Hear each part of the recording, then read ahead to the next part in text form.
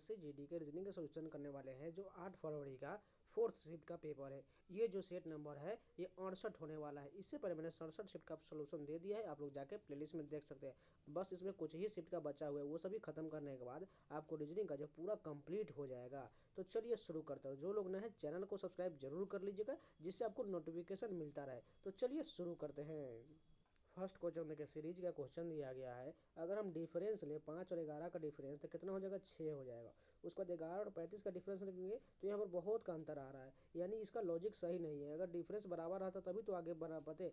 अगर हम यहाँ पर देखें 5 से 11 कैसे जा सकते हैं, अगर मल्टीप्लाई करें 5 का 2 से कर देंगे, 5 गुने 2 और उसके बाद 1 जोड़ देंगे तो हमें 11 मिल जाएगा। उसी प्रकार 11 को ले लेंगे, 11 में हम 3 से मल्टीप्लाई करेंगे और 2 ऐड करेंगे तो क्या हो जाएगा, यहाँ पर 35 हमें मिल जाएगा। ध्यान से देखते रहिएगा। जो सबसे पहले हमने 2 से गुना किया, उसके बाद 3 से, उसके बाद इसमें 1 ऐड किया, इसमें 2, इसी प्रकार सभी को आगे हुए बढ़ाते जाना है। अब 35 ले लेंगे और 35 हम 4 से मल्टीप्लाई करेंगे और 3 ऐड करेंगे, यानी सभी में 1 1 बढ़ाते हुए जाना है, तब हमें 143 मिलेगा। उसी प्रकार हमें 143 के आगे बताने, तो हमने यहाँ का 4 से मल्टीप्लाई कर दिया, अब 5 से मल्टीप्लाई होगा और 4 जुड़ेगा।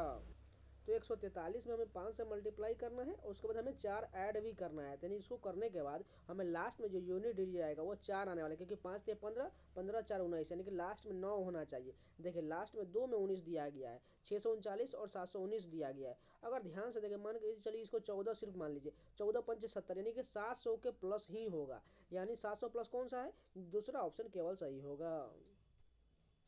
2 नंबर क्वेश्चन देखिए, मैथमेटिकल ऑपरेशन का क्वेश्चन। इसको आपको खुद से करना है, बस सभी का आपको बारी बारी से साइन चेंज करके देख लेना है जो कौन सा सही हो जाएगा।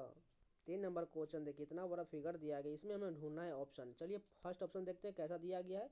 अगर इस ऑप्शन की बात करें तो इसमें एक त्रिभुज दिया गया, उसके अंदर से एक जो है अर्धवृत्त भी काटा गया है, उसके अंदर से भी एक छोटा सा काटा गया, उसके बाद नीचे से भी एक त्रिभुज है। इस प्रकार का फिगर चाहिए। चलिए देखते हैं कहाँ पर मौजूद है। अगर ध्यान से देखें तो इसका साइड आपको फ्लैट चाहिए, यानी ये इस बाहरी तरफ ही होगा, यानी सिंपल सा है। तो यहाँ पर देखिए ये वाला पैटर्न जो बना रहे हैं ये क्या मैच कर रहा है कि नहीं, पूरी तरह मैच कर रहा है। यहाँ त्रिभुज भी है, बराबर त्रिभुज है, छोटा सा ये कट भी है, यानी ये वाला पार्ट जो है पूरी तरह यहाँ पर मौजूद है, यानी कि पहला ही ऑप्शन जो होगा वो सही हो जाएगा। 4 नंबर क्वेश्चन देखिए, ब्लड रिलेशन का इक्वेशन के रूप में क्वेश्चन दिया गया है। हमें बताना है डी का के से किस प्रकार संबंध है। डी कहाँ पर, यहाँ पर। डी का के से यहाँ पर संबंध है। सिंपल सा, सबसे पहले एट का क्या अर्थ है, एट जो यहाँ पर इसका अर्थ बोला गया है, ए जो है बी की पुत्री है, यानी डी जो है किसकी पुत्री हो जाएगी, डी जो है वो जो है क्यू की पुत्री हो जाएगी। क्यू को ऊपर कर देते और डी को माइनस कर दे, क्योंकि पुत्री बोला गया था। अब देखिए तो स्टार का चिन्ह का क्या मतलब है, स्टार नीचे में, इसका अर्थ बोला गया है ए जो है बी का पुत्र है, यानी क्यू जो है किसका पुत्र हो जाएगा। सॉरी यहाँ पर थोड़ा इसको बनाते हैं छोटा सा, क्योंकि बहुत ऊपर चला जाएगा। अब बोला गया क्यू जो है किसका पुत्र है, बी का पुत्र है। बी को ऊपर कर देते हैं और क्यू को नीचे। यहाँ पर देखिए पुत्र बोला गया, इसको क्यू को प्लस कर लेंगे। अब फिर से स्टार का मतलब है, यानी कि बी जो किसका पुत्र हो जाएगा, के का पुत्र हो जाएगा, यानी कि बी को भी प्लस कर लेते हैं। अब ध्यान से देखें तो 4 रिलेशन ऊपर जा रहा है, हमें बताना है किसका, डी का के से संबंध बताना है। यहाँ पर देखिए डी जो है, डी का पिता कौन है, क्यू है, उसके बाद दादा कौन हो जाएगा, बी हो जाएगा, और परदादा कौन हो जाएगा, के हो जाएगा। यहाँ पर देखिए तो डी जो है के से, डी जो है के का क्या हो जाएगा, परपोता हो जाएगा। इसलिए 3 ऑप्शन बिल्कुल सही होगा, क्योंकि हमें डी के बारे में पूछा गया, न कि के बारे में। अगर के रहता तब यहाँ पर दादा होता, लेकिन यहाँ डी के बारे में पूछा गया, इसलिए जो है परपोती हो जाए, क्योंकि यहाँ देखिए माइनस का चिन्ह इसलिए फीमेल है, यानी कि परपोती बिल्कुल सही होगा।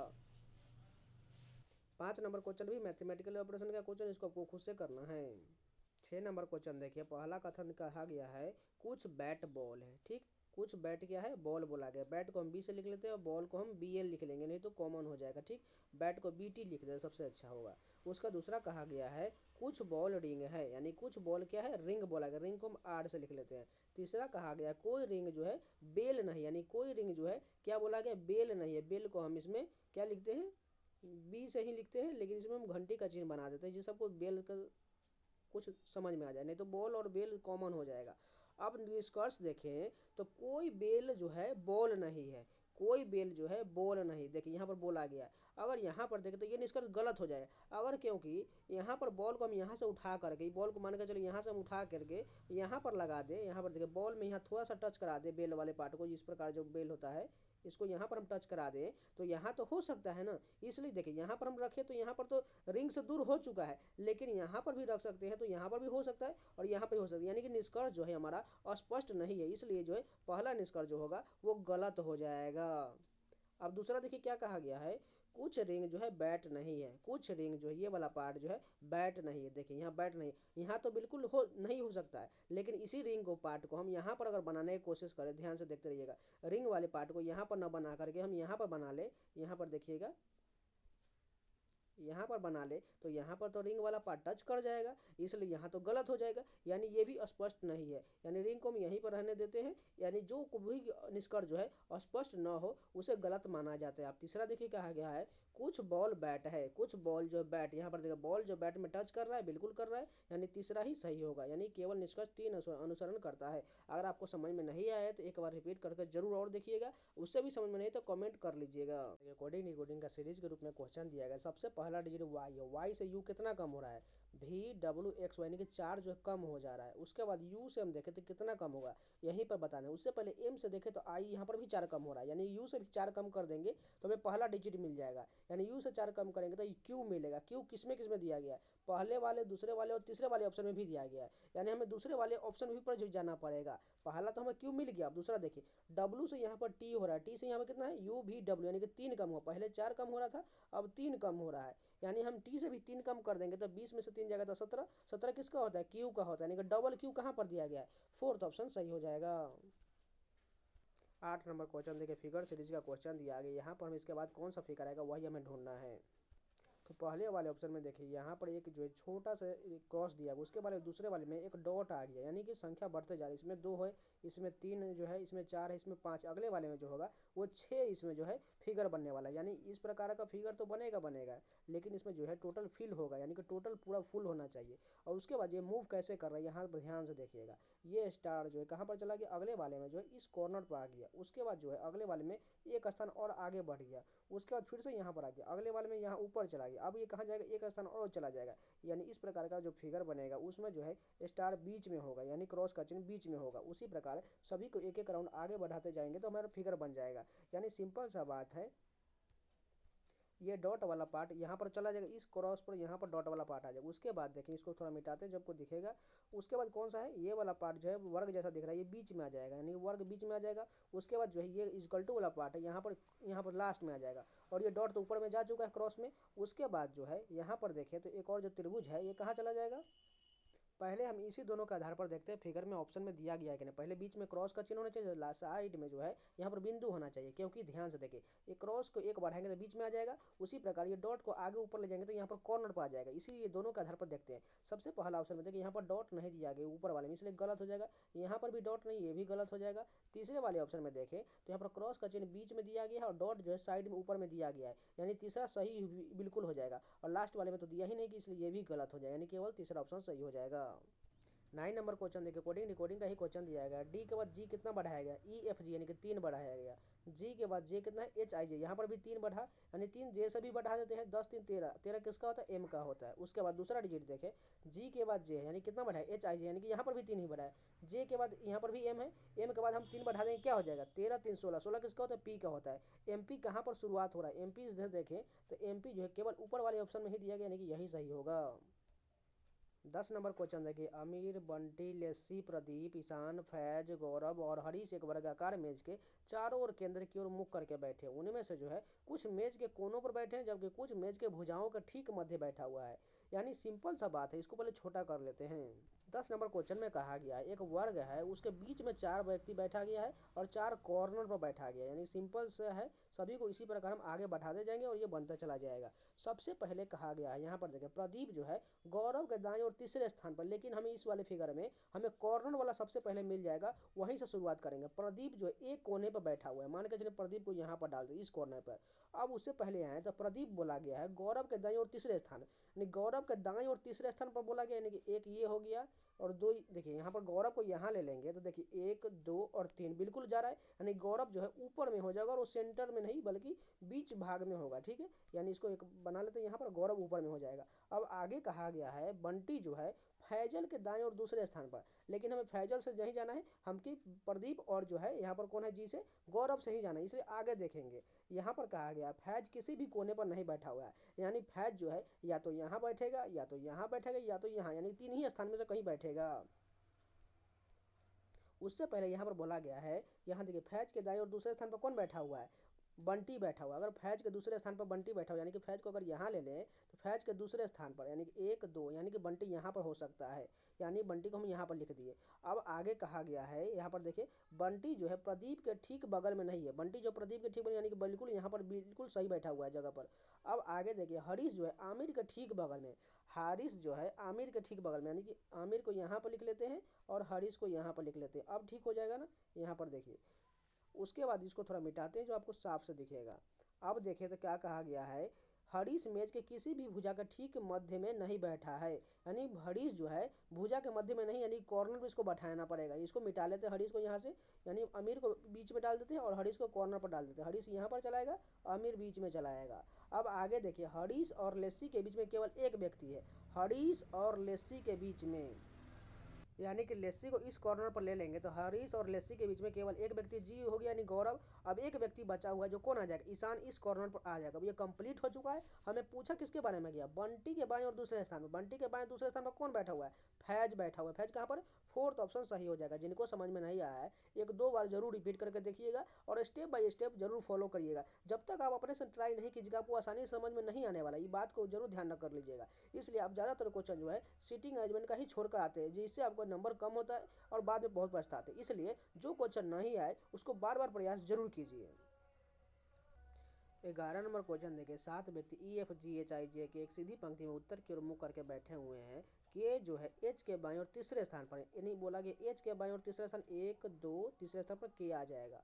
अब आगे कहा गया एफ और आई के बीच में कोई नहीं बैठा हुआ है, यानी इसको पहले छोड़ देते। आगे देखिए एच जो है जे के दाएं और चौथे स्थान पर है, यानी एच जो है जे के दाएं और चौथे स्थान, यानी जे को अगर यहाँ ले ले तो 1 2 3 4 बिल्कुल ठीक बैठा हुआ है। अब आगे देखिए क्या कहा गया, आई के दाएं ओर कोई नहीं बैठा हुआ है, आई के दाएं ओर जो है कोई नहीं, यानी आई यहाँ पर आएगा तभी तो इसके दाएं ओर कोई नहीं रहना चाहिए, यानी आई सबसे आगे हो जाएगा। अब आगे देखिए क्या कहा गया था आई के बारे में, एफ और आई के बीच में कोई नहीं बैठा हुआ है, एफ और आई के बीच में, यानी जो उसे जो है एफ के आई के जस्ट बगल में ही एफ को डालना पड़ेगा। यहाँ पर एफ को डाल दिए, थोड़ा इसको मिटा के अच्छा से बनाते हैं। देखिए एफ को पहले डाल देंगे, उसके बाद आई को सबसे दाएं रखेंगे और एफ को उसके बगल में, तभी तो इन दोनों के बीच में कोई नहीं बैठेगा। अब आगे कहा गया एफ जो है ई के दाएं और तीसरे स्थान पर, यानी अगर देखें ई को अगर यहाँ पर डाल दें तो ई के दाएं और तीसरे स्थान 1 2 3 बिल्कुल ठीक है। अब एक स्थान बचा हुआ जो कौन आ जाएगा, ई एफ हो चुका है, उसके बाद बचा जो है जी बचा हुआ है, यानी कि जी को यहाँ पर डाल देंगे इस वाले फिगर में। अब आगे हमें पूछा गया है पंक्ति के दाएं सिरे से तीसरे स्थान पर 1 2, तीसरे स्थान पर कौन बैठा हुआ है, एच बैठा हुआ है, यानी एच बिल्कुल सही हो जाएगा। जिनको समझ में नहीं आया है एक बार जरूर रिपीट करके देखिएगा। 12 नंबर क्वेश्चन देखिए, वी मस्ट स्टॉप को इस प्रकार लिखा गया, स्टॉप दिस नॉइज को इस प्रकार लिखा गया, यू मस्ट कम को इस प्रकार लिखा गया है, यू कम फॉरवर्ड को इस प्रकार लिखा गया है। तो हमें बताना है फॉरवर्ड का क्या होगा। सबसे पहले देखिए फॉरवर्ड कहाँ पर दिया गया, फॉरवर्ड जो है यहाँ पर देखिए यू कम फॉरवर्ड यहाँ पर दिया गया, यानी इसी में से कोई होगा फॉरवर्ड का।